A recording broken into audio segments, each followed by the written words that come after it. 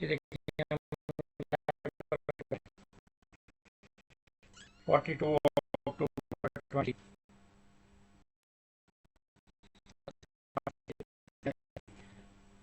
Question number 1 says a block of greatest slope of an inclined plane आपकी आवाज बहुत cut रही है। was, let me check.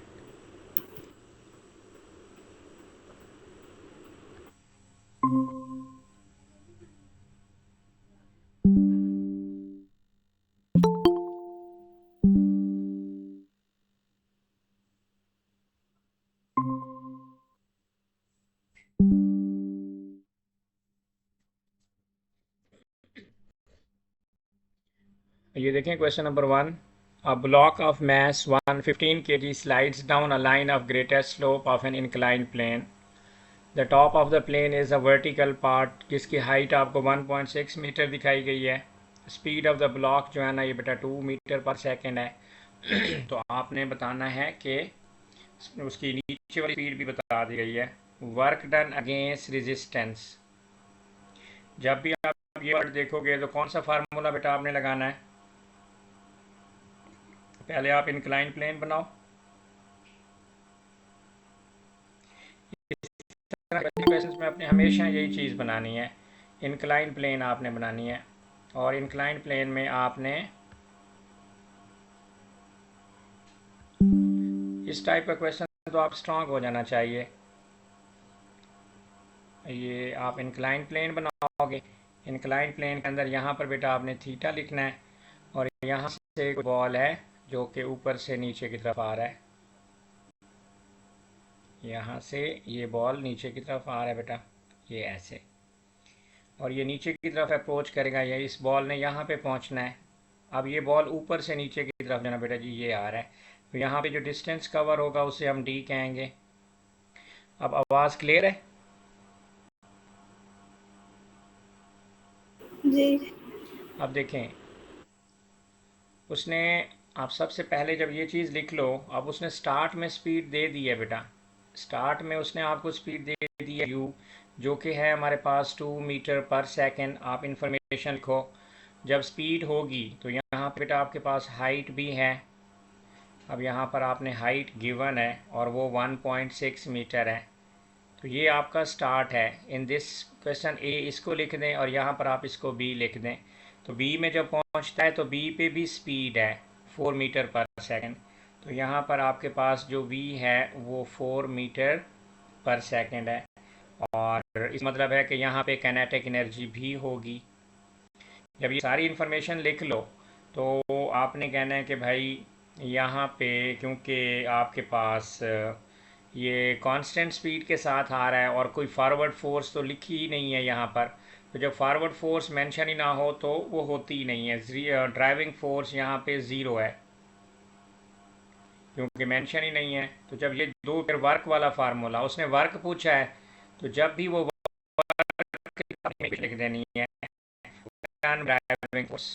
Driving force जो काम करेगी माइनस रेजिस्टिव फोर्स का होगा। इन दोनों का फार्मूला अच्छी तरह से याद कर लो। That is equal to change in mechanical energy. जो मैकेनिकल एनर्जी में जो चेंज होता है बेटा, उसको उसके इक्वल फार्मूला है। तो work done driving force minus work done by resistive force या work done against resistance is equal to change in mechanical energy. Mechanical energy का होता है कि एक पोजीशन के ऊपर आपने हमेशा चेक करना है। मैकेनिकल एनर्जी जहाँ से बॉडी स्टार्ट होता है उसे मैकेनिकल एनर्जी इनिशियल बोलते हैं। अब ये बॉल ने ए से पोजीशन स्टार्ट की है तो मैकेनिकल इनिशियल का मतलब है कि यहाँ पर आपने काइनेटिक एनर्जी और पोटेंशियल एनर्जी को चेक करना है। अगर दोनों हैं तो दोनों को प्लस कर देना है। तो राइट साइड पे इधर भी मैकेनिकल एनर्जी आपने चेक करनी होती है। तो चेंज इन मैकेनिकल एनर्जी अभी आपको समझ आ जाएगा।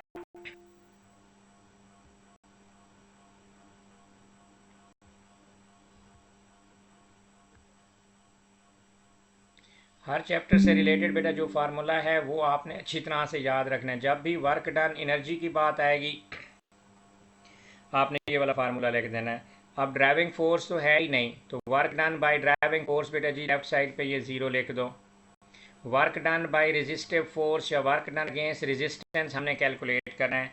तो चेंज इन मैकेनिकल एनर्जी, तो यहाँ पर आप लिखोगे mechanical energy final minus mechanical energy initial. अब कौन सी इनिशियल होगी? जहाँ से आपके बॉडी ने मूवमेंट स्टार्ट की होगी बेटा। मैकेनिकल एनर्जी फाइनल, फाइनल तो वो ज़मीन पे आ गया था, तो यहाँ पे काइनेटिक एनर्जी तो है, लेकिन यहाँ पे बेटा जी पोटेंशियल एनर्जी ज़ीरो हो जाएगी। तो यहाँ पर आप फाइनल में लिखोगे कि भाई मैकेनिकल एनर्जी का मतलब तो होता है दो energies, kinetic energy plus potential energy. जिधर फाइनल का मतलब है जिधर से चल के पहुंच गया डेस्टिनेशन पे। मैकेनिकल इनिशियल का मतलब भी यही होता है कि काइनेटिक एनर्जी आपने लिखना है, ई के लिखो या के ई लिखो, प्लस जो है ना आपने पोटेंशियल एनर्जी लिख देना है, ई पी लिखो या पी ई लिखो। तो फाइनल के ऊपर काइनेटिक एनर्जी तो है, लेकिन पोटेंशियल एनर्जी ज़ीरो है। तो यहाँ पर जो काइनेटिक एनर्जी है बेटा जी वो हाफ एम वी स्क्वायर यहाँ पर कर दो, आगे प्लस ज़ीरो क्योंकि यहाँ पर तो पोटेंशियल एनर्जी है ही नहीं, माइनस काइनेटिक एनर्जी स्टार्ट में तो स्पीड गिवन थी, कुछ नहीं होता। अब क्वेश्चन टू क्वेश्चन एग्जामिनर ये चीज़ें वेरी करता जाएगा। अब उसने स्टार्ट में स्पीड दी है, तो आपने इसको देख के खुद डिसाइड कर लेना है कि यहाँ पर तो काइनेटिक एनर्जी है सर जी, तो यहाँ पर जो है ना आपने बेटा हाफ एम वी स्क्वायर, तो इधर भी काइनेटिक एनर्जी है plus M G H. Sir इधर पोटेंशियल एनर्जी भी होगी, जहरी बात है हाइट है, इधर बॉटम पे पोटेंशियल एनर्जी नहीं होगी क्योंकि हाइट जीरो है। तो ये minus the work done against resistance ये हमने निकालना है। तो राइट साइड पे अब काइनेटिक एनर्जी आ बेटा half of M V square, तो मैस हमारे पास 15 है और स्पीड जो है ना बेटा जी फाइनल वाली जो है ना 4 है, तो 4 का स्क्वायर माइनस जो है ना यहाँ पर आप लिखोगे हाफ एम, मैस तो बेटा वही 15 है, लेकिन आपकी जो वेलोसिटी है वो स्टार्ट में 2 है, तो यहाँ पर आपने ये 15 ये 2 इसका स्क्वायर प्लस मैस आपका 15 है, जी की वैल्यू 10 होती है, हाइट 1.6 गिवन है, ये देखें हाइट उसने शुरू में दे दी थी। तो हमने पूरे क्वेश्चन को बेटा जी क्रैक कर लिया। तो वर्क डन अगेंस्ट रेजिस्टेंस हमने कैलकुलेट करना था। तो आपके पास यहाँ पर जो आपके 15 और टू 60 करेंगे तो ये 4 का स्क्वायर, तो कैलकुलेटर यूज़ करें तो बेटा जी ये आपकी वैल्यू 120 आ रही है। और अगर इधर 15/2 प्लस 15 इंटू 10 एंड देन 1.6, तो ये वाली चीज़ कैलकुलेट करें तो बेटा आ रही है। और वर्क डन अगेंस्ट रेजिस्टेंस हमने कैलकुलेट करना है, 2 से माइनस कर दो तो माइनस जो है ना 150 आ जाता है। और इधर से वर्क डन अगेंस्ट रेजिस्टेंस हमने कैलकुलेट करना था, तो नेगेटिव से नेगेटिव कैंसिल हो गया, work done against resistance is equal to 150 joule. तो हमने बेटा जी यहाँ पर देखें work done against resistance calculate कर लिया। हमें यही बोला था कि आपने work done against resistance to motion of the block, आपने वर्क डन अगेंस्ट रेजिस्टेंस निकालना है। जब भी आपके क्वेश्चन में वर्क डन आ जाए तो work done by driving force minus work done against resistance is equal to change in mechanical energy. Right side बहुत इंपॉर्टेंट है, mechanical energy is always equal to kinetic energy plus potential energy. वो start पे check कर लेनी है आपने, final position पे बेटा जी चेक कर लेनी है। जब आपको ये चीज़ें क्लियर हो जाएंगी तो फिर फार्मूले के बाद क्वेश्चन आपका खुद ब खुद सॉल्व हो जाएगा।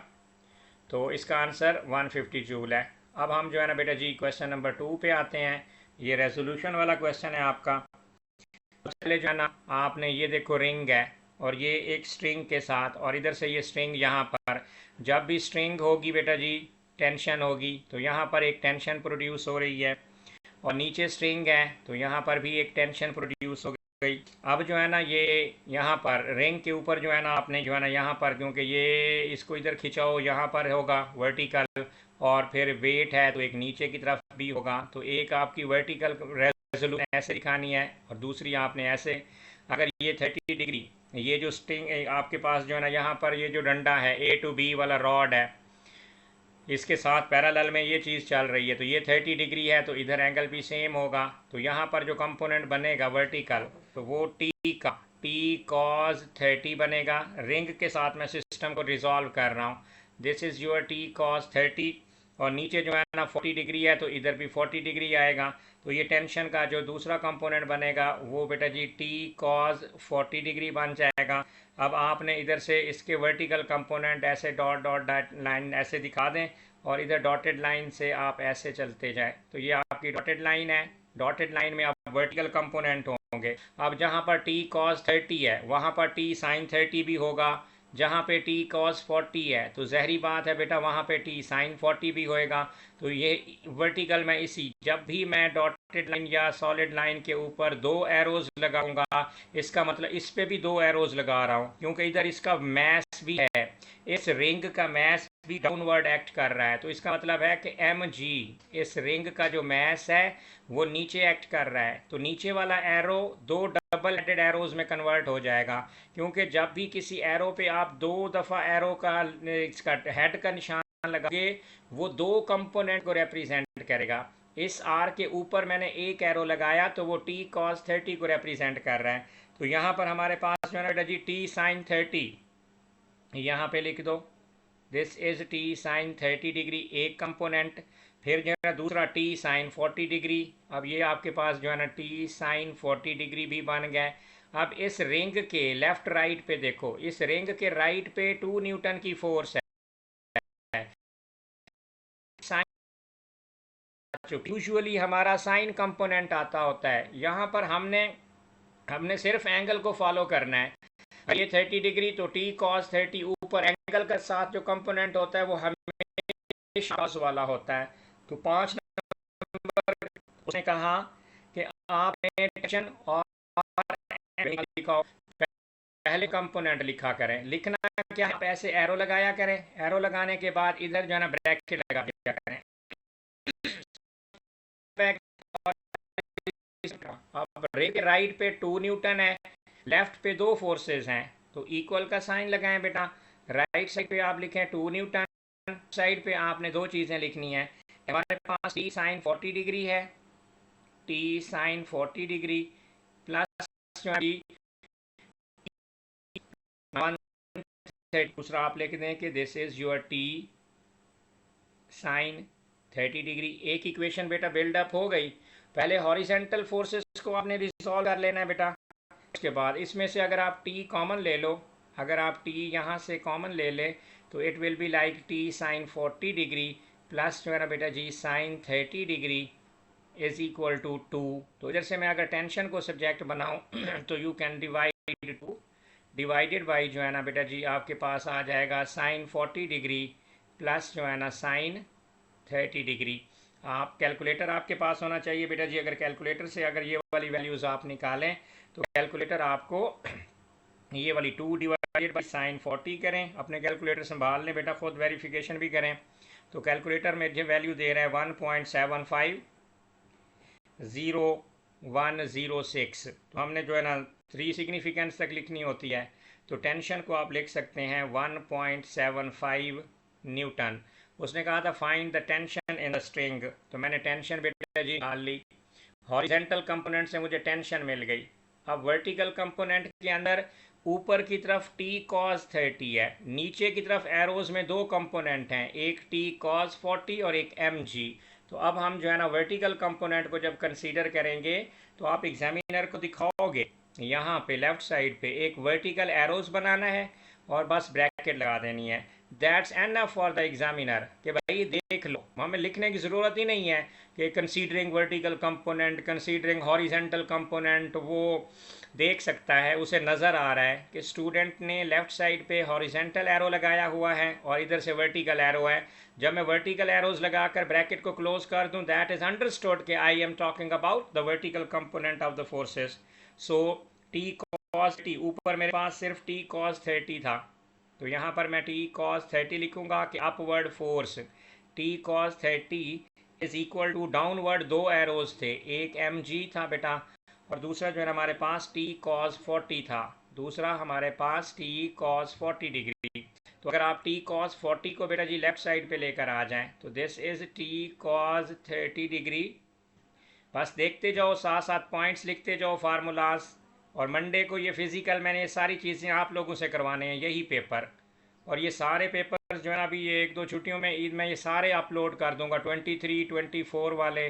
फिर आपने अपनी ये वाली छोटी कंप्लीट करनी है, प्रॉब्लम्स जो है ना मुझसे डिस्कस करने हैं, और फिर इन वीडियोस को भी देख के जो है ना, ये सिर्फ मैं आप लोगों के लिए बना रहा हूँ 24 और 23 के 28 papers plus 4 papers Feb March वाले। आपके जो है ना 34 जो है ना आपके पेपर्स होंगे। अगर हम स्पीड पकड़ें तो हम बेटा जी उसको 22 को भी टच कर सकते हैं, लेकिन आप लोगों को कोऑपरेट करेगा। तो टी कॉस 30 डिग्री माइनस जो है ना बेटा जी ये हो जाएगा T cos 40 degree divided by 10। जी की वैल्यू 10 होती है। तो उसने हमसे मैं तो पूछा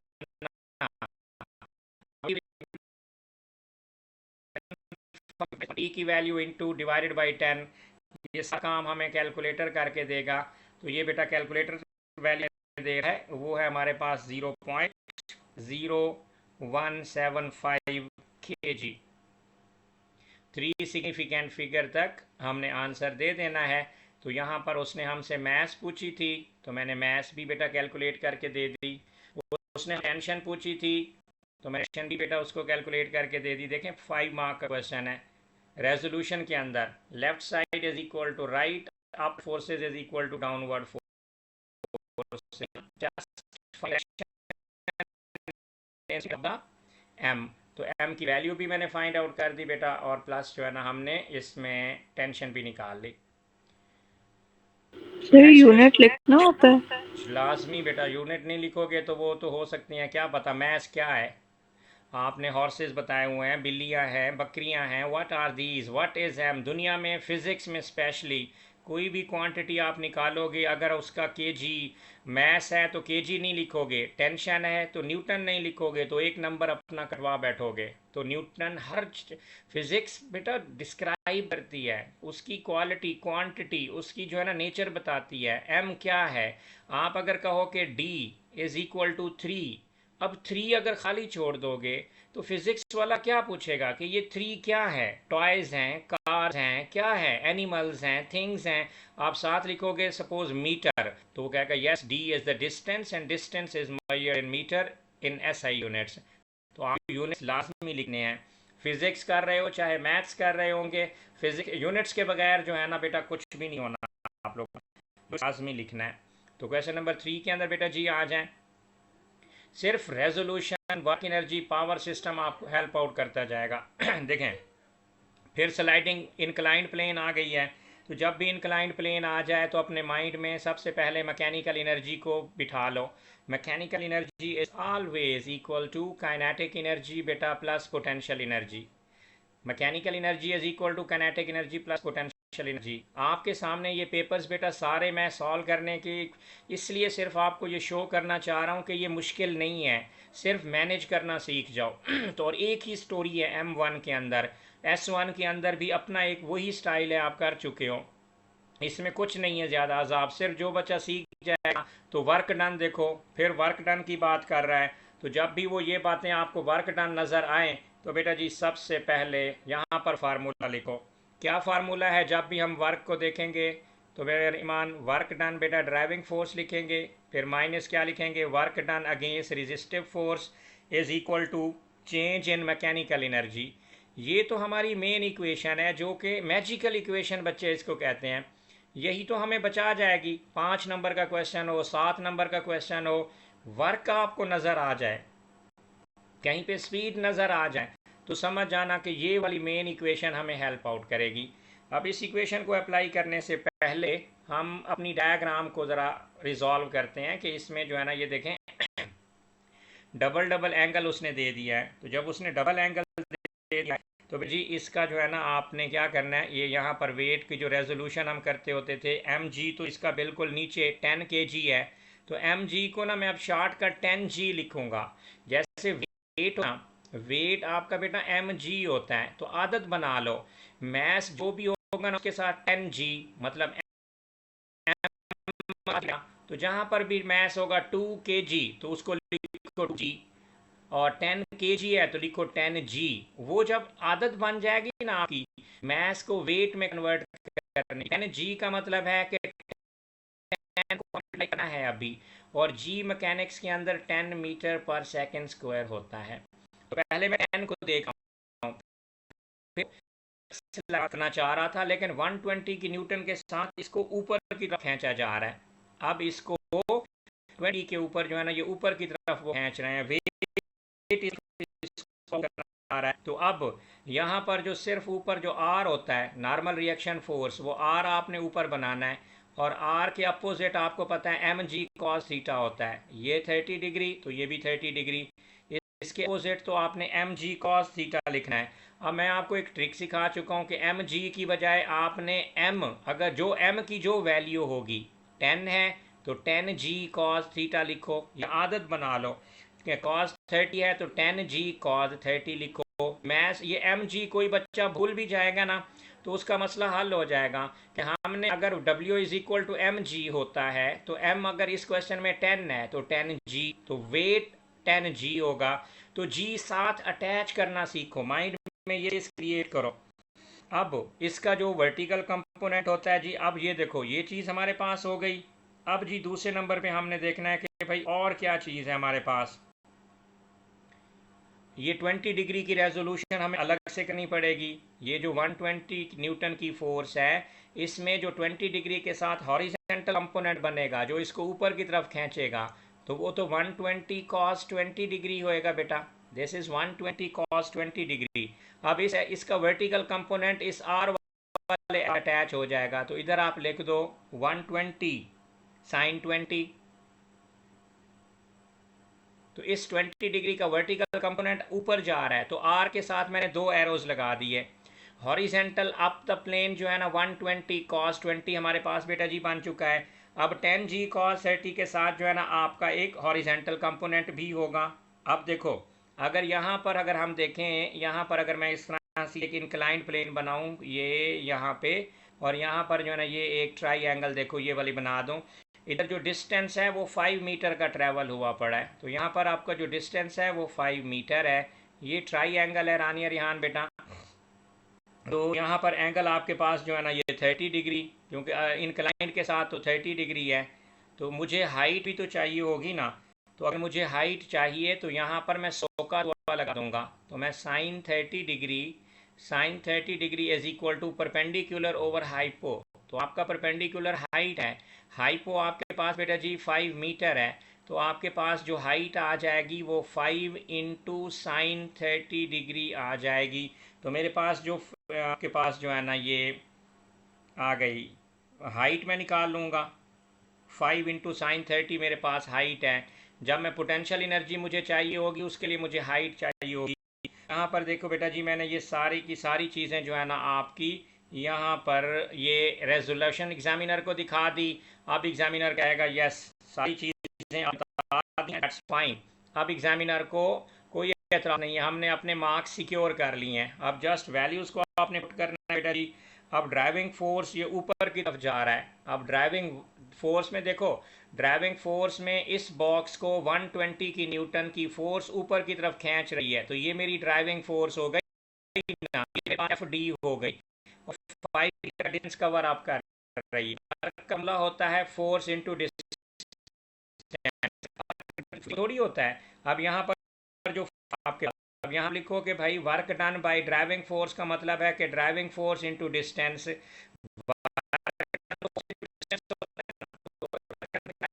करना है, तो ड्राइविंग फोर्स इंटू डिस्टेंस होगा। जो ओ लेवल में आपने पढ़ा है वर्क का फार्मूला फोर्स इंटू डिस्टेंस होता है, राइट। के अंदर ये वर्क कंफ्यूजिंग स्टेटमेंट है। वर्क के लिए, वर्क निकालने के लिए आपको पहले फोर्स की टाइप बतानी पड़ेगी, क्योंकि यहाँ फोर्स है।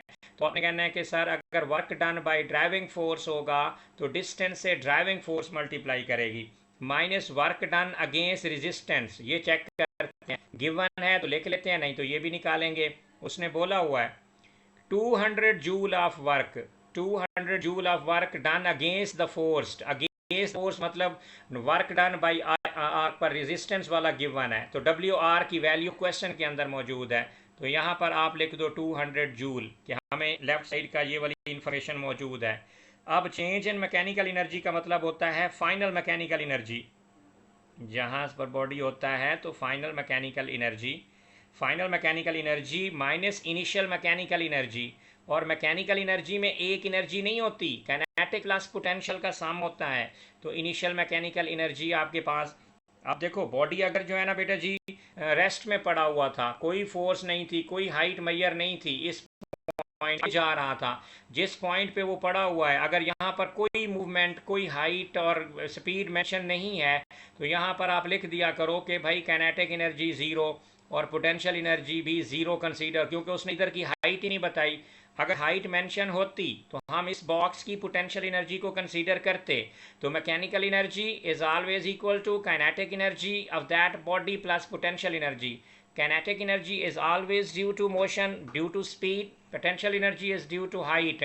इस पोजीशन पे कुछ भी नहीं है। अब फाइनल के ऊपर हाइट भी मैंने निकाल दिया आपको। जब ये ऊपर की तरफ जा रहा है ना, तो इट मीन कि ये ऊपर की तरफ जा रहा है, और ऊपर की तरफ जाते वक्त इसकी स्पीड भी है, ऊपर की तरफ जाते वक्त ये डिस्टेंस भी कवर कर रहा है और हाइट भी गेन कर रहा है। तो जब ये फाइनल पोजीशन की तरफ जाएगा तो इसमें मैकेनिकल एनर्जी में पोटेंशियल और काइनेटिक दोनों हैं, लेकिन स्टार्ट में ना तो उसने हमें स्पीड बताई, ना उसने हमें हाइट बताई, तो मजबूरन मुझे काइनेटिक और पोटेंशियल को ज़ीरो एज्यूम करना पड़ेगा। अदरवाइज हमें लग रहा है कि ये वाला ब्लैक बॉक्स ज़मीन से कुछ हाइट पर तो पड़ा हुआ है, लेकिन उसने कोई इंफॉर्मेशन नहीं दी, हम इसे एज्यूम करेंगे कि ये ज़ीरो हाइट पे पड़ा हुआ है।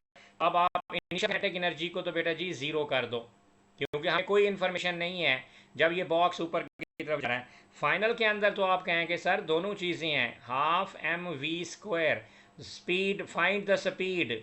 जब ये ऊपर जाता है ना 5 मीटर का डिस्टेंस कवर अप करने के बाद, फिर ये रेस्ट में चला जाता है, तो स्पीड मतलब काइनेटिक एनर्जी भी है, प्लस एम जी एच, हमें हाइट भी है, तो इसका मतलब है कि इसकी M G H potential energy भी है इस साइड के ऊपर। तो ड्राइविंग फोर्स कितनी है, अब लेफ्ट साइड के ऊपर सॉल्व करो। ड्राइविंग फोर्स थी 120 cos 20, 120 cos 20 डिग्री की फोर्स है ये पूरी की पूरी। ऊपर डायग्राम में देखें मैंने रिजॉल्व कर दिया। आफ्टर रेजोल्यूशन देखो, this object has a driving force 120 cos 20 component के साथ, ये इस ब्लॉक को ऊपर की तरफ फोर्स खींच रही है, वो आपके पास ड्राइविंग फोर्स हो गई।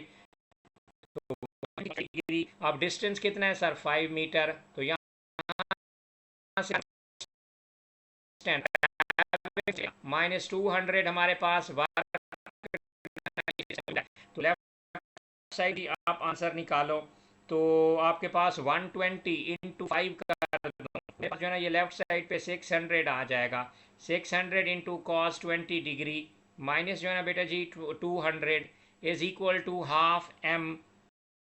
मैथ कितना है 10 kg का, हमें पता है 10 इंटू वी का स्क्वायर, प्लस मैथ कितना 10 इंटू 10, तो हमारे पास वो तो पूरे का पूरा 10 इंटू 10 कितना हो जाएगा आपके पास 100।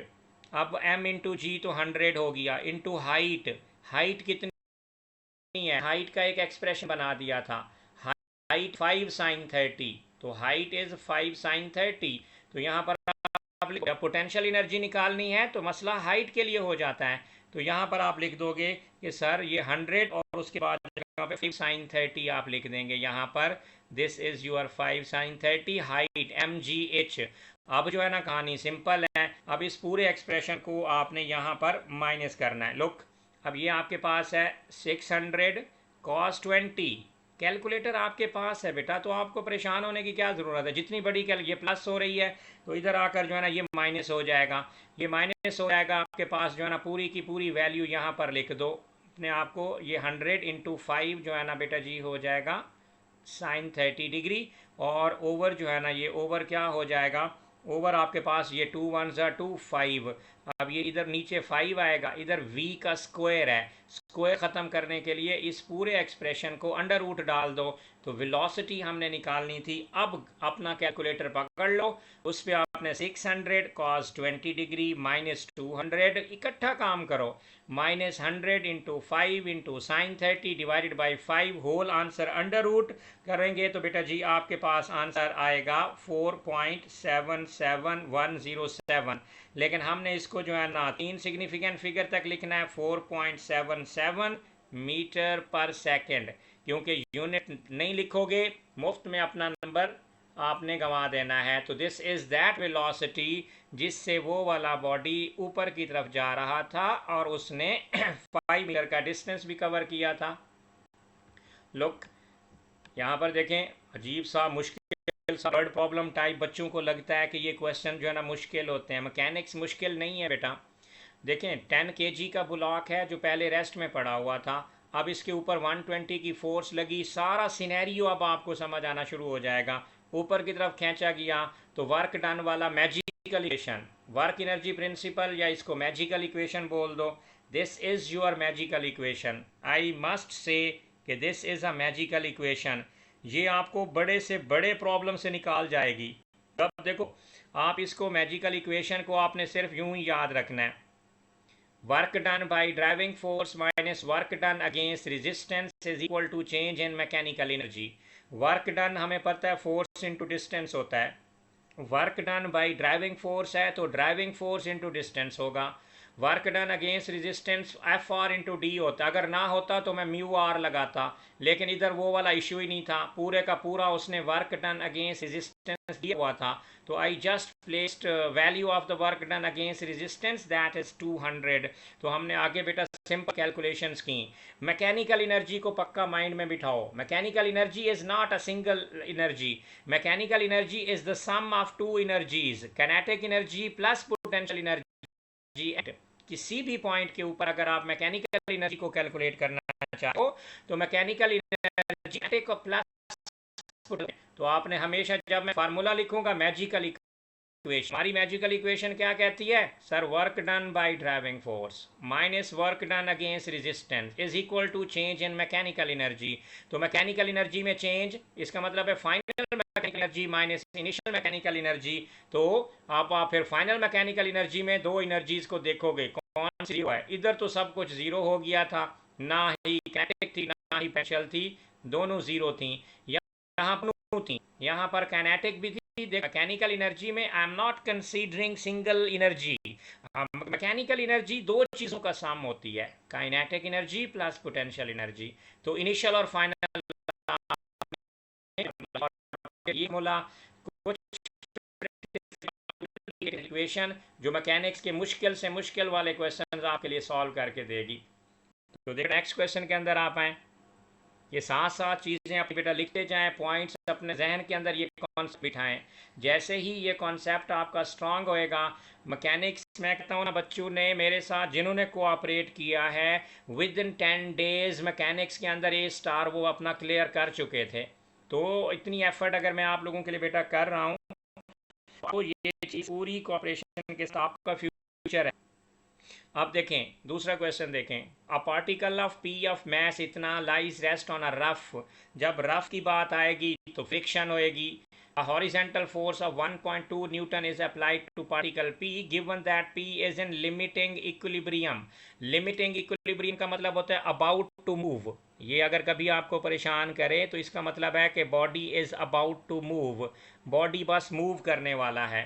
Find the coefficient of friction, mu आपने निकालना है between the P and the plane. तो सबसे पहले आपने यहाँ पर वो पार्टिकल पी बनाओ और उसके नीचे सरफेस बनाओ, ये सरफेस है, ये सरफेस के ऊपर जो है ना ये आप जो है ना बेटा जी सरफेस के ऊपर पार्टिकल पड़ा हुआ है, ये सरफेस के ऊपर ही पार्टिकल टच है, हवा में सस्पेंडेड नहीं है। अब फोर्सेस, हर बॉडी के ऊपर चार फोर्सेस एक्ट करती हैं। ऊपर बेटा नॉर्मल रिएक्शन फोर्स होती है, कांटेक्ट फोर्स आर, और आर बेटा जब एंगल नहीं होता तो किसके इक्वल होता है ईमान, अगर एंगल नहीं होता तो आर हमारा किसके इक्वल होता है जी एम जी के। सिंपल देखें, चार फोर्सेस को रिजॉल्व करना है। हमारी गाड़ी घर के बाहर खड़ी है सर, उसे चार फोर्सेस हैं, अगर चलेगी तो राइट पे फोर्स लगेगी, फ्रिक्शन उसके बिल्कुल अपोजिट एक्ट करेगी। दो फोर्सेस, हमारी car, our car can not fly to the sky और सिंक टू द ग्राउंड, तो इसका मतलब है कि they definitely cancel each other, R cancels M G. तो हमारा आर जो होगा वो हमेशा एम जी के इक्वल होगा। अगर कोई एंगल इंक्लाइंड प्लेन नहीं होएगी। अगर इंक्लाइंड प्लेन होएगी तो फिर R M G cos theta के इक्वल करेंगे आप लोग, कभी साइन के इक्वल नहीं करना। आर जो कि नॉर्मल रिएक्शन फोर्स होती है, अगर आप इंक्लाइंड प्लेन पर होते हैं तो वो वाला आर हमेशा एम जी कॉस थीटा के इक्वल पुट करना है। और अगर नॉर्मल सरफेस है तो उसके ऊपर आर ऊपर नीचे वेट 90 डिग्री के ऊपर वेट एक्ट करता होता है। राइट साइड पे फोर्स उसने बोली हुई है 1.2 न्यूटन की फोर्स इसके ऊपर राइट साइड पे लग रही है। तो फ्रिक्शन एफ आर पीछे, और फ्रिक्शन तो हमारा फेवरेट है म्यू आर। जिधर भी एफ आर होता है, एफ आर हमें अगर नहीं गिवन तो वो तो म्यू आर के इक्वल होता है। फ्रिक्शनल फोर्स है। लिमिटिंग इक्विलिब्रियम का मतलब है कि body is about to move. अगर राइट साइड के ऊपर फोर्स 1.2 न्यूटन लग रही है तो opposite of that motion is frictional force जो कि म्यू आर है, और ये अलोंग द सरफेस होती है आर ऊपर। तो हमने क्वेश्चन को रिजॉल्व कर दिया। सबसे पहले एग्जामिनर को कहो सर ये देखो, ये वर्टिकल फोर्सेस को मैं सोच रही हूँ। जब आप वर्टिकल फोर्सेस को सोचोगे तो वर्टिकल आर है, तो यहाँ पर बेटा जी आप आर लिखो। आर एम जी मैथ है 0.2, तो 0.2 जी, जी वो आदत बना लो एम जी को 0.2 जी लिखने की। अब आप जो है ना 0.2 को जी से मल्टीप्लाई करो, जी 10 है तो 10 टाइम्स 2 22 खालू न्यूटन। अब ये हमारे पास आर की जो वैल्यू आ चुकी है वो 2 न्यूटन। आप एग्जामिनर के लिए एरो बनाओ कि sir I am thinking for the horizontal forces now. इस ऑब्जेक्ट के ऊपर जो कि लिमिटिंग इक्विलिब्रियम में पड़ा हुआ है, इस पे चार फोर्सेस एक्ट करती हैं। हर उस ऑब्जेक्ट के ऊपर जो ज़मीन पे चलता है उस पे चार फोर्सेस हैं, हर ऑब्जेक्ट पे चार फोर्सेस हैं। सिर्फ इंक्लाइंड प्लेन वाले में कंपोनेंट का मसला है, you need to resolve the component. अगर रेजोल्यूशन को सीख जाओगे तो आपको यही चार फोर्सेस आसानी से समझ आएंगी। ये स्ट्रेट फॉरवर्ड कॉन्सेप्ट है, कोई एंगल का चक्कर नहीं है। तो आप सीधे लिखते हो rightward forces are equal to leftward, upward is equal to downward. ऐसे क्वेश्चन हो तो पीस ऑफ केक हैं, लेकिन जब वो इंक्लाइंड प्लेन होती है तो वो M G cos theta, M G sine theta resolution करना इंपॉर्टेंट हो जाता है। तो जब हॉरिजेंटल फोर्सेस लिखोगे लेफ्ट पे म्यू आर है, तो बेटा जी mu into R is equal to right side पे फोर्स हमारी कितनी है 1.2 न्यूटन। हमने म्यू निकालना है, लुक हमने कोएफिशिएंट ऑफ फ्रिक्शन म्यू निकालना है। तो ये म्यू है, आर निकाल चुका हूँ मैं, 2 इज इक्वल टू 1.2। तो our mu is equal to 1.2 divided by 2। तो 1.2 डिवाइडेड बाई 2 इज 0.6 म्यू। अच्छा ईमान बेटा बताओ म्यू का यूनिट क्या लिखूं?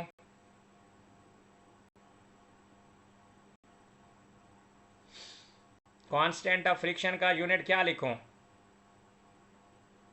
जल्दी बताएं। ए स्टार बच्चों बताओ म्यू का यूनिट क्या होता है? सर कोई नहीं होगा। कुछ नहीं होता। म्यू का यूनिट कोई नहीं होता, या गलती से भी म्यू का यूनिट नहीं लिखना। म्यू एक फ्रिक्शन कांस्टेंट है जो कि रेशियो होती है, और रेशियो का कोई यूनिट था। तो म्यू का आंसर 0.6 ही रहेगा। तो कभी भी गलती से भी नहीं लिखना। अब जी अगली कंडीशन पे आ जाओ। देखो क्या था इस क्वेश्चन में, कुछ भी नहीं था, सिर्फ वही बेसिक कॉन्सेप्ट जो मैंने आप लोगों को 2 पेजेस लिखे हैं कि राइट वो इक्विलिब्रियम है। तो अदरवाइज वो लगाना, अगर ये बॉडी जो है ना मूव कर रहा होता ना तो फिर ये वाली फोर्स ज्यादा होती, फॉरवर्ड फोर्स ज्यादा होती, फ्रिक्शन कम होती। तो फिर हम लिखते R F is equal to time acceleration.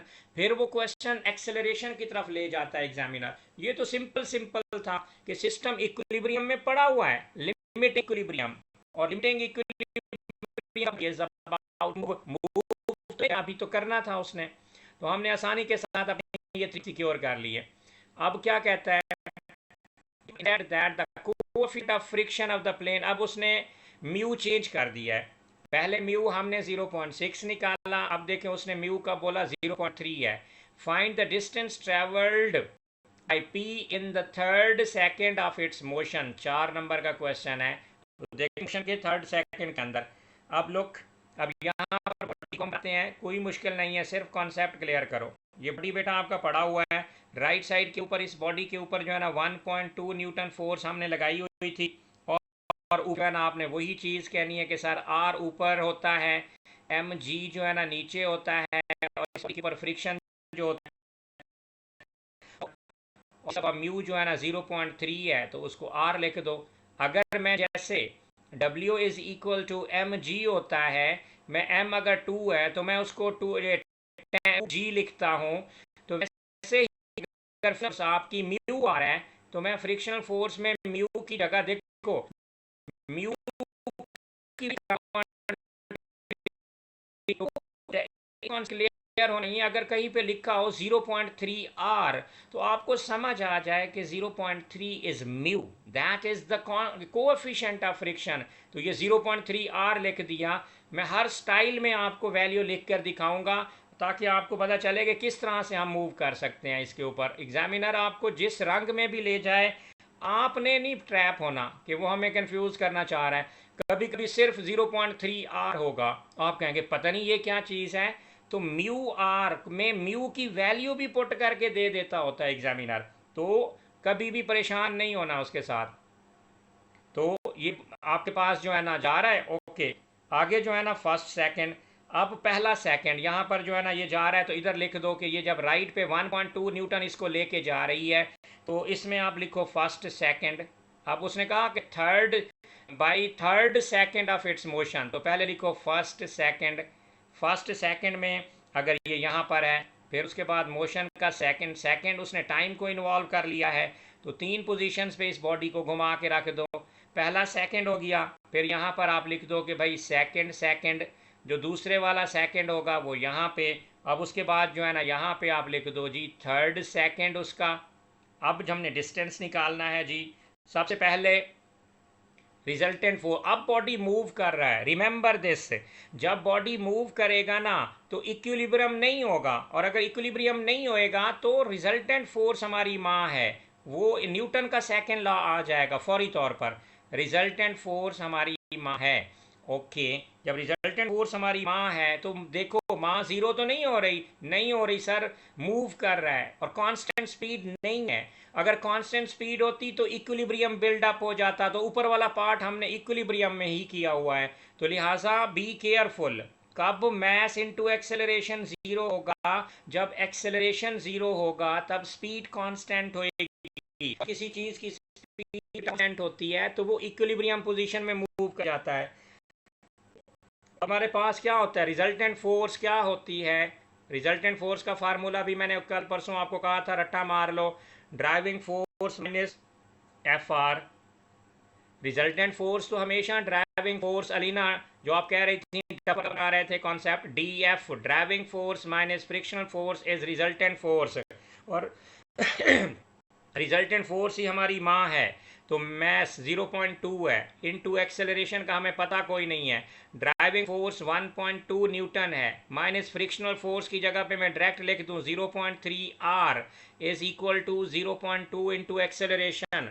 अब मसला कश्मीर तो नहीं है, आर तो आंखें बंद करके लिखो बेटा। जो मैंने आपको 5-6 फार्मूलाज बताए हैं ना, वो मैकेनिक्स की जो ना बैकबोन है। जो बच्चा जब आर पर एम जी याद करो, जब ड्राइविंग फोर्स आए नहीं है तो पावर ओवर वेलोसिटी करो, फ्रिक्शनल फोर्स आए नहीं पता तो म्यू आर करो, और इन दोनों का डिफरेंस लोगे तो रिजल्टेंट फोर्स निकलेगी, और रिजल्टेंट फोर्स ही हमारी माँ है। फिर राइट पे सोचो, क्या एक्सेलरेशन जीरो तो नहीं है, अगर एक्सेलरेशन जीरो है तो इट मीन कांस्टेंट वेलोसिटी होगी, फिर ये साइड जीरो हो जाएगी। अब ये वाली साइड जीरो नहीं हो सकती, तो अब हमारे पास जो है ना आर हमारा कितना होगा बेटा जी, और हमारा तो 2 होगा। मैस अगर जो है ना 0.2 इंटू 10 तो 2 न्यूटन, वही चीज़ है।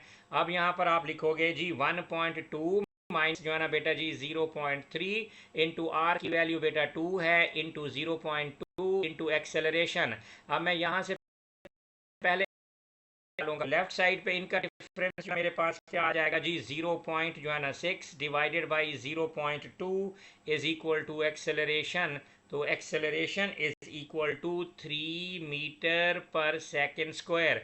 मैंने एक्सेलरेशन क्यों निकाला, क्योंकि उसने डिस्टेंस पूछा हुआ है। अब जब उसने डिस्टेंस पूछा हुआ है तो आप लिख दो इन थर्ड सेकेंड, हमारे पास 3 सेकंड्स हैं, first second third. In third second में सोवैट इक्वेशंस लगाओ। S is equal to U T plus half A T square. Remember u तो ज़ीरो है, तो ये वाला पोर्शन ख़त्म हो जाता होता है। अब 1/2 एक्सेलरेशन मुझे चाहिए था, इसलिए तो मैंने एक्सेलरेशन निकाला। टाइम आपके पास बेटा जी 3 है, तो 3 का स्क्वायर 9, 9 का स्क्वायर कितना हो गया आपके पास 27/2। तो मेरे पास 27/2 मीटर मेरे पास ये वाला डिस्टेंस निकल आया। फिर जी सेकंड, इन सेकंड, इधर यहाँ पर हेडलाइन दो, इन सेकंड सेकंड। तो दोबारा जो है ना डिस्टेंस लगाओ, जिसके अंदर पहला U T zero, half 1/3, time अब 2 लिखो, 2 का स्क्वायर। सेकंड सेकंड्स के अंदर 2 का स्क्वायर 4, 4 3 12, 12 डिवाइडेड बाई 2, तो 6 मीटर आ गया। अब जी डिफरेंस निकालो, हमें डिस्टेंस चाहिए। डिस्टेंस हमारे पास आएगा जी 27/2 माइनस 6। तो बेटा जी एलसीएम लो, आपके पास आ जाएगा 7.5 metre. This is the distance जो कि उसने हमसे पूछा था। उसने हमसे पूछा था कि भाई बताओ, given instead the coefficient of the friction between P and the plane is 0.3, find the distance traveled by P and in the third second of its motion। तो थर्ड का और सेकंड का निकाल के आपने उनका डिफरेंस निकालना है। तो ये वाला डिस्टेंस आपके पास है, and this is the distance. यही एग्जामिनर आपसे पूछना चाहता था। क्लियर हुआ अलीना बेटा?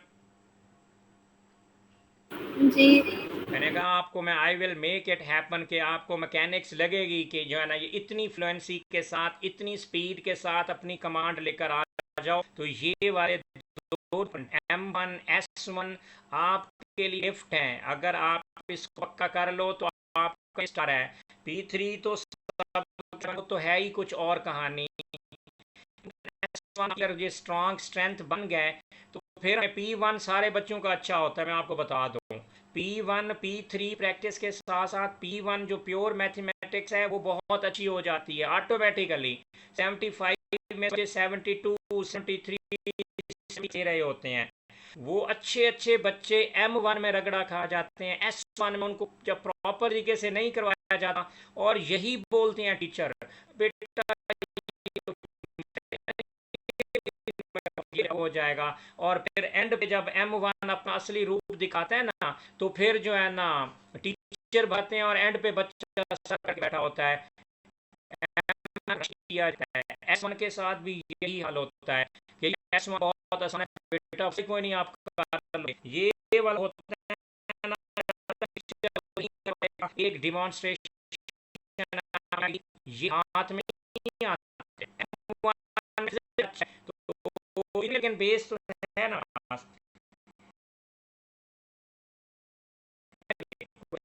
ईद की 2 छुट्टियां दो तो मैं फ्री हो जाऊंगा, कहीं जाना नहीं होगा। मैं ये सारे नहीं, बहुत ज्यादा लैग कर रहे हैं। जी बेटा आप बहुत ज्यादा लैग कर रहे हैं। ये मुझे नहीं समझ आ रही थी आवाज। एनीवे इसको देखो, आप जो है ना नेट बिजी काम कर रहा है, तो देखो अब इस क्वेश्चन को, अब पार्टिकल क्या मतलब आवाज आगे पीछे हो रही है? कट रही है बहुत ज्यादा कट रही है कि समझ नहीं आ रहा आप क्या बोल रहे हो। बीच में बस कुछ वर्ड समझ आते हैं। ये और ये कब से हो रहा है? अभी जब आप बोल रहे थे। नहीं, अभी मेरा हुआ है? तो पहले पूरी दरमियान में क्लास जो 4 क्वेश्चन हुए हैं पहले, इनमें तो सही चल रहा था। तब सही चल रहा था, फ्री में हुआ था, थोड़ा बहुत हो रहा था। चलें अभी देखें जो है ना, इसमें मुझे बताया करें ना कुछ हो रहा है कि इसका लैगिंग का जो है ना, अब क्या इसकी रीज़न जो है ना, नेट की तो नेट की स्पीड तो ज़बरदस्त है। मैं ये नहीं समझ रहा कि एनीवे देखो अभी हो रही है क्लियर, आवाज़ आ रही है अभी? ठीक है बेटा अलीना? जी, अब एकदम से सही हुई है। बस फिर बताया करें ना कि जब लैग कर रही है आवाज़ जो है ना, जब आपकी तरफ से साइलेंट होता है तो मुझे लगता है कि आपको सारी चीज़ जो है ना सही तरह से समझ आ रही है। एनीवे और ये सारी चीज़ें रिकॉर्ड हो रही हैं बेटा जी। ये आपने फिर जब इनको अपनी बुकलेट प्रिंट करा लो, ये 7 पेपर हर कंपोनेंट के, फिर आपने खुद से करने हैं। और सिर्फ वो वेरिफिकेशन के लिए डबल स्पीड के ऊपर आपने आंसर वेरीफाई करते जाने हैं। और मेरे साथ फिजिकली बैठ कर मैं करा दूंगा, तो सी आईज की इंशाल्लाह आपकी 100% तैयारी हो जाएगी। ट्रस्ट मी, इसी पैटर्न पे मूव करो, तो ना तो आप लोग पैनिक करोगे और ना ही जो है ना कोई गड़बड़ होएगी। तो a particle A of mass 0.5 kg is projected vertically upward from the horizontal ground with speed of 25 meter per second. Find the speed of A when it reaches a height of 20 meter above the ground. अच्छा, height उसने बता दी। तो हमें जो है ना पहले तो लगाओ थर्ड इक्वेशन सोवैट इक्वेशन आ गई। 2as equals we square minus जो है ना बेटा जी यू स्क्वायर। अब हमने तो निकालना है v, तो स्टार्ट में स्पीड कितनी बता दी गई है जी, 25 स्पीड है इनिशियल।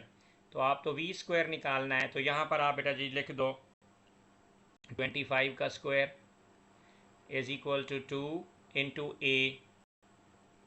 एक्सेलरेशन कितना होता है बेटा जी, वर्टिकली अपवर्ड, जी की वैल्यू तो -10 होती है, और s कितना बताया हुआ है 20 मीटर बताया हुआ है।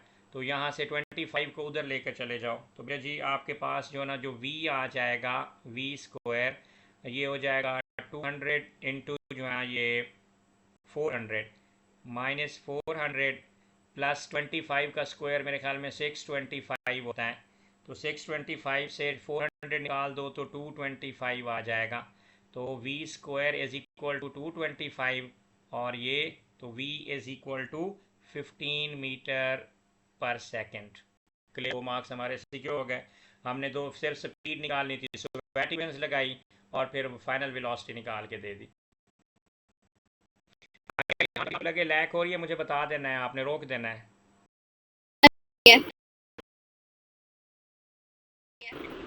तो फिर रोक के मैं दोबारा उसको एक्सप्लेन करूंगा ना क्वेश्चन को। अब ये वाला जो अभी ये क्वेश्चन किया है, ये बात क्या मसला हुआ है, इसमें समझ आया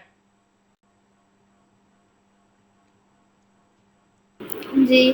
2as equals we square minus you square. अब मुझे जब ये करोगे ना आइडेंटिफाई के यहाँ पे लैग कर रही है, तो मैं रुक जाऊँगा, तो उस इंटरप्शन को गुजार के फिर दोबारा मैं आपको एक्सप्लेन कर दूँगा। तो मैंने यहाँ पे बेटा देखें third equation use equal square minus square, तो यहाँ से डाल दी जो कि है 15 metre per second. It collides with a particle b of mass 0.3 kg which is moving downwards in the same vertical. अब एक पार्टिकल जो है ना ऐसे नीचे की तरफ जो है ना ये आ रहा है, ये पार्टिकल नीचे आ रहा है। तो जो पार्टिकल नीचे आ रहा है तो उसका एरो ऐसे दिखाएं कि ये नीचे की तरफ आ रहा है, और ये अपनी एक वेलोसिटी के साथ नीचे की तरफ आ रहा है। जो डाउनवर्ड आ रहा है उसकी स्पीड जो है ना, आप उसको कह दो कि जो उसकी इनिशियल स्पीड जो है ना बॉडी बी की, वो -32.5 लिखो, क्योंकि स्पीड की वेलोसिटी की डायरेक्शन नीचे की तरफ नेगेटिव होती है। और एक ये बॉडी बी है, और नीचे से एक और बॉडी जो है ना यहाँ पर आ रहा है, और ये जो है ना बॉडी जो है ना आपका ए है, ये ए है। ए अपनी वेलोसिटी के साथ आ रहा है, ए की वेलोसिटी 15 मीटर पर सेकंड है। ए की वेलोसिटी 15 मीटर पर सेकंड है, बी की वेलोसिटी -32.5 है। तो ये कोलिजन की बात हो रही है। कोलिजन का मतलब क्या होता है, कोलिजन का मतलब क्या होता है रानिया रेहान, क्या लॉ है मोमेंटम का? Momentum before collision is equal to momentum after collision. शाबाश। तो momentum before collision is equal to momentum after collision. Momentum टकराने से पहले और टकराने के बाद का मोमेंटम इक्वल होते हैं। तो फार्मूला हमारे पास होता है बेटा जी m1u1 प्लस m2u2। तो फार्मूला रिवाइज कर लें मोमेंटम का, m1u1 plus m2u2 is equal to m1v1 plus जो है ना m2v2। तो अब m1 तो ए बॉडी है, तो उसके लिए लिखो ma, तो उसकी स्पीड ua प्लस जो है ना m2 का मतलब है mb, और उसकी स्पीड जो है ना ub is equal to ma v a, बाद में वही चीज़ बताया करें जो एग्जामिनर ने टर्मिनोलॉजी यूज़ की होती है। असल फार्मूला तो हमने ये पढ़ा हुआ है, m1 u1 plus m2 u2 equals m1 v1 plus m2 v2। तो यहाँ पर आपके पास एम बी और वी बी हो जाएगा। इंस्टेंटेनियस रेस्ट, बी जब आखिर में जाके ना रेस्ट में चला जाएगा तो ये वाला मोमेंटम तो हमारा वैसे ही ज़ीरो हो जाएगा क्योंकि ये रेस्ट में है। तो आपके पास जो एम है, पहला मैस जो है ना, अब यहाँ पर देखो ये 0.5 है, तो 0.5 इंटू जो है ना ये आपके पास 15 उसकी स्पीड है ए की, जो कि ऊपर की तरफ जा रहा था।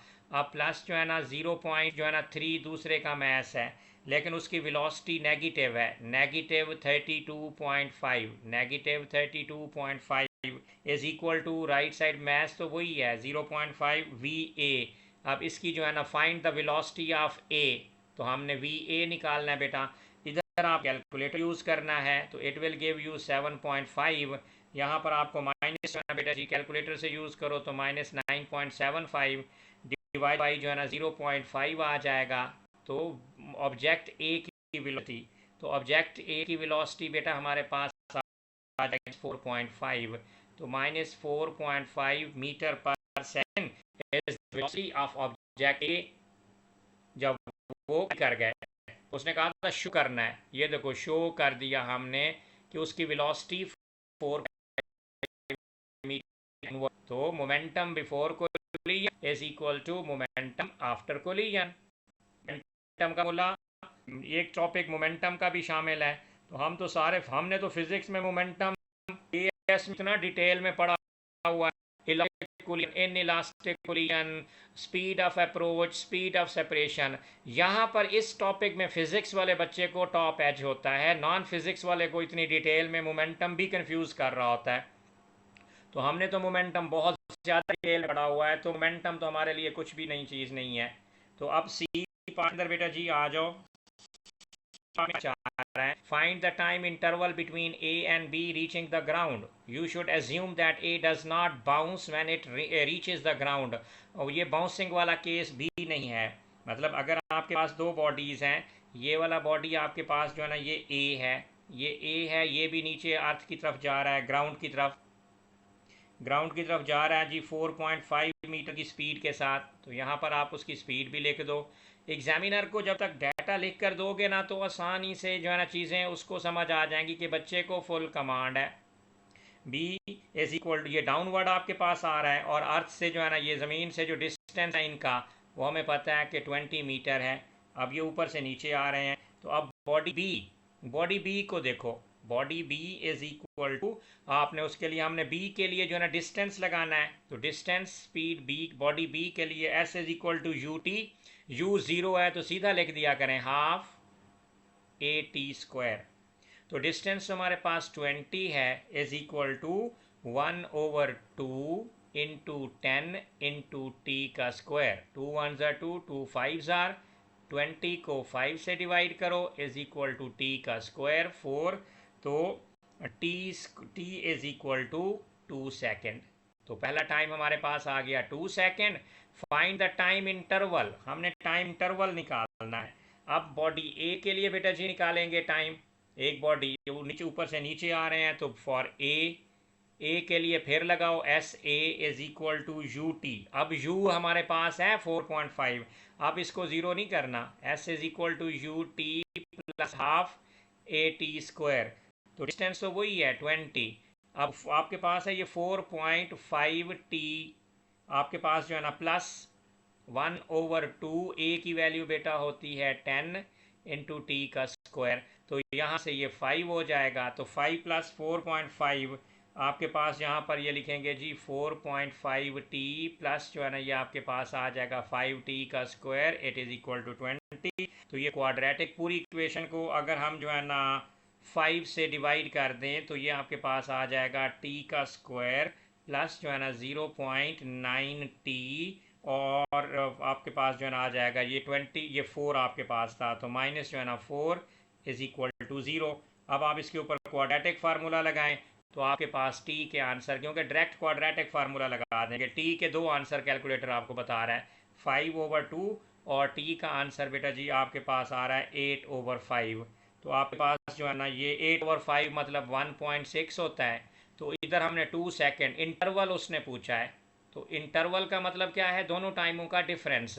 तो आपने 2 में से 1.6 माइनस कर देना है, तो आपके पास बेटा जी आ जाएगा 0.4 सेकेंड। तो 0.4 रानी अरियान आवाज जी सर अभी किए। अभी की आप जिस वक्त कहते हैं टैग हो गया।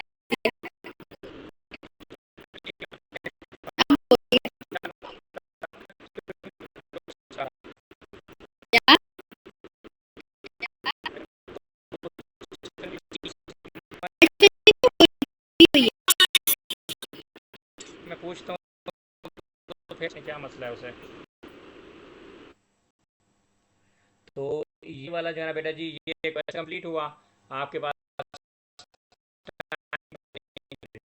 और बार बार चीज़ें जो है ना बेटा जी ये करनी है और आपने ये समझनी है और ख़ुद से फिर ये वाले पेपर्स करने हैं। सिर्फ यही 7 पेपर्स कर लो।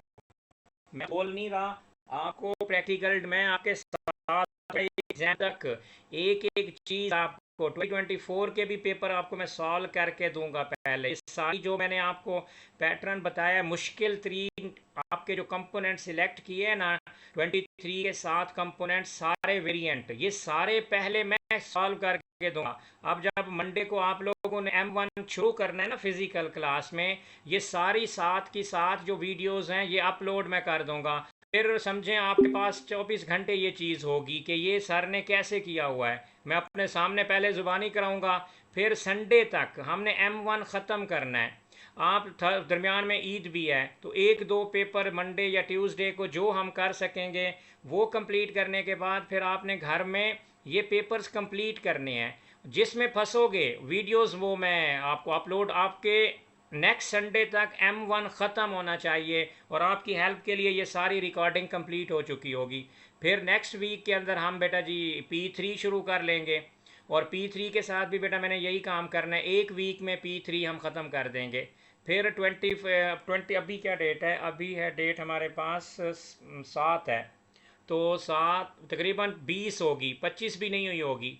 तो 20 के बाद जो है ना फिर मैं 2022 के पेपर्स जो है ना फेब मार्च वाले वो वाले सॉल्व कराना शुरू कर दूंगा। 25 के बाद P1 पकड़ेंगे हम और 2 मई तक, दरमियान में फ़िज़िक्स प्रैक्टिकल भी और P1 मैथ्स भी। तो 2 मई को आपका जब P1 इंशाल्लाह फ्रेश हम पढ़ेंगे वो सारा हो जाएगा तो फिर S1 भी हो चुका होगा हमारा, P1 भी और M1 भी और P3 भी। तो एग्ज़ाम शुरू होते ही हमारी जो है ना टेंशन इंशाल्लाह ख़त्म हो जाएगी। तो मैं ये टेंशन आप लोगों की बेटा जी अपनी भी और आप लोगों की टेंशन भी ख़त्म कराना चाह रहा हूँ, ताकि हम जो है ना ये आसानी के साथ मई वाला जो प्रेशर है ना, मई वाला प्रेशर हम बर्दाश्त कर सकें। तो क्वेश्चन नंबर जो है ना 6 के ऊपर जो है ना ये आ जाएं। तो क्वेश्चन नंबर जो 6 है, railway engine of mass 120,000 kg is towing a coach of mass 60,000 kg up a straight track inclined at an angle of alpha।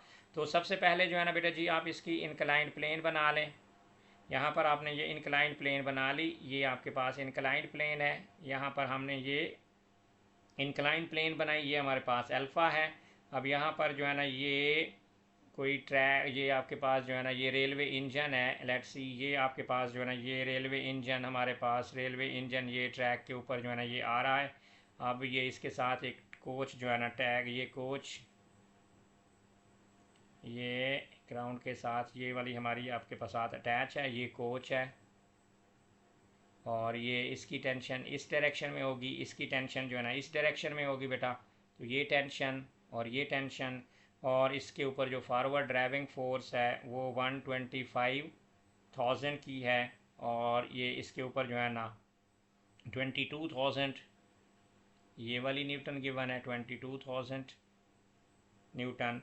और फिर एम जी साइन थीटा वो भी है हमारे पास 120,000 g sine theta, M G sine alpha. अब हमारे पास जो साइन अल्फ़ा है, हमारे पास जो साइन अल्फ़ा है वो 0.02 है। तो आपके पास जो g की वैल्यू है वो हमारे पास 10 मीटर पर सेकंड स्क्वायर होती है। तो अब हमारे पास resultant force is equal to mass time acceleration. अब resultant force equals mass time acceleration. अब मास तो है, मास इसका है 120,000 एक्सेलरेशन। समझें इस क्वेश्चन को। और लेफ्ट साइड पे रिजल्टेंट फोर्स है। अब रिजल्टेंट फोर्स हमारे पास ड्राइविंग फोर्स है, ड्राइविंग फोर्स है 125,000 माइनस जो है ना आपके पास 22 जो अपोजिंग फोर्स है, 22,000 इसमें से माइनस करो, माइनस इसमें से टेंशन, और माइनस जो है ना आपके पास mg साइन थीटा। तो ये आपके पास जो है ना 120,000 इंटू जी 10 इंटू साइन अल्फ़ा हमारे पास है 0.02। अब हमारे पास दूसरी इंजन के लिए, ये इंजन की इक्वेशन थी, this equation is for engine, the second equation is for coach. Coach की जो इक्वेशन है हमारे पास बेटा जी वो आपके पास आ जाएगी, टेंशन में से आपने अपोजिंग फोर्सेस माइनस करनी है, लाइक 13,000 उसमें से जो है ना आपके पास एम जी साइन थीटा जो कि 60,000 है, 60,000 into 10 into theta that is 0.02 is equal to mass, this is 60,000 into acceleration. इन दोनों को अगर हम प्लस करें टेंशन से, टेंशन कैंसिल आउट हो जाएगी, यूज़ योर कैलकुलेटर। तो यहाँ पर आपके पास 54,000 इज इक्वल टू 180,000, यहाँ पर आपके पास 180,000 acceleration.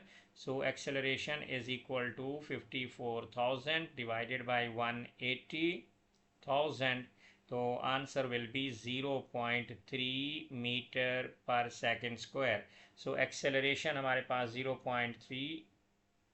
you could use any of the equation. If you use any of the equation to get your tension, so tension will be equal to, I am using 60,000 equation, so 60,000 into 0.3 plus 13,000 plus mg sine theta, that is 60,000 into 10 into 0.02. So tension will be equal to, you grab your calculator and it is 43,000 Newton. So this is your tension. So we got our tension in this part. In part B, assuming that the resistance remains unchanged, so power is given in the question. So velocity is given, the watt, power is given. So power equals, we know power equals driving force multiplied by velocity. Power equals multiplied by velocity. So driving force equals power over velocity. So power is 450. Power is 450, 1, 2, 3, 4, 5 divided by velocity is 30. So driving force is actually 150,000 watt. And driving force, sorry, it is Newton. So for constant speed, acceleration is 0. So resultant apply resultant force, that is equal to mass time acceleration. So acceleration is 0. So resultant force is equal to 0. If your resultant force is equal to 0, so then you can say it is 150,000 for engine. This is 150,000 minus tension, driving force minus all the opposing forces. This is 22,000 minus 120,000 into 10 into sine beta, and that is equal to 0. This is for engine. And for coach, you need to write the tension minus 13,000 minus mg sine theta. This is 60,000 into 10 into sine of beta. Sine of beta, that is equal to 0. You are going to add these two equations. So tension cancels tension. So we are getting 115,000 minus 180 1000 sine of beta is equal to 0.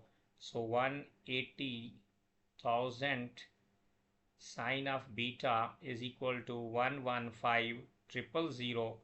So beta equals sine inverse 115,000 divided by 180, and the answer is 3.66, or you can write beta is 3.7 degree. So this is the value for the beta the examiner was asking. The last question of this paper is about kinematics. A particle x travels in a straight line, velocity, find the value of p and q. The expression for the velocity is given. So we know acceleration is actually derivative of the velocity, dv by dt. This is negative 0.3 t square plus 3.6 t minus 6, and everything is equal to 0. So if you take 0.3 common, so it will be like t square minus 12t plus 20 equals 0. Do the midterm breaking, so 10 2s are 20, so t minus 2 into t minus 10, that is equal to 0. So it will be giving you like t2 and t10. So p is 2 and q is 10. So find the velocities of the expressions when t is 2, so v is minus 0.1 into 2 cube plus 1.3 into 2 square minus 6 into 2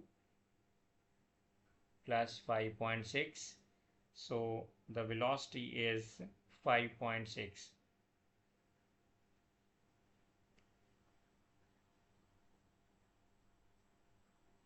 Then t is, when t is equal to 10, plug the main equation 0.1 for velocity, 0.1 into 10 cube plus 1.8, it's 1.8 not 3, 1.8 into 15 square minus 6 into 15 plus 5.6 equals minus 16.9.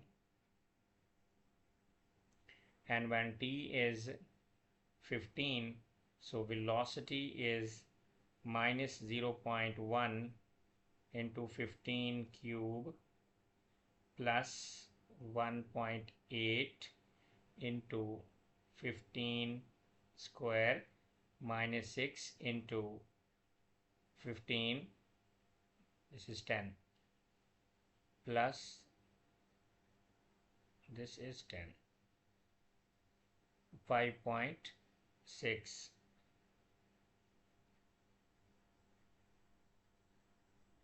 I think I misplaced the values. This answer according to mark scheme is 25.6 and this is given as minus 16.9.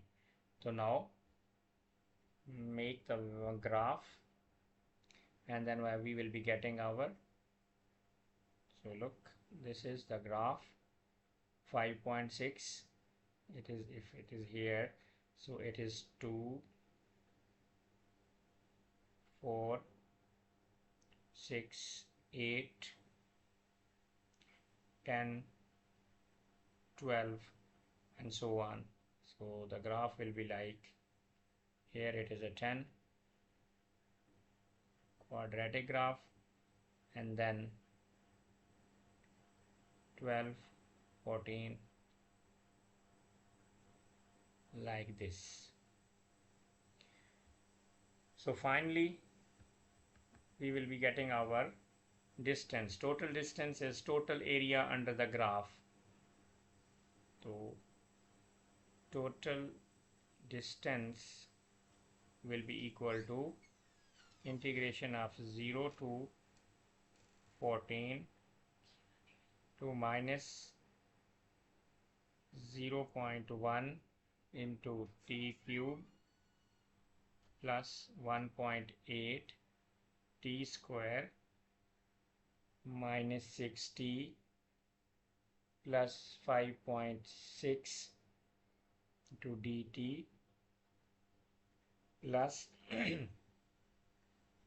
minus limit 14 to 15 minus 0.1 t cube plus 1.8 t square minus 6t plus 5.6t and dt. When you solve all of this, use your calculator and get the calculations, like 184.425 is your meter, the final answer.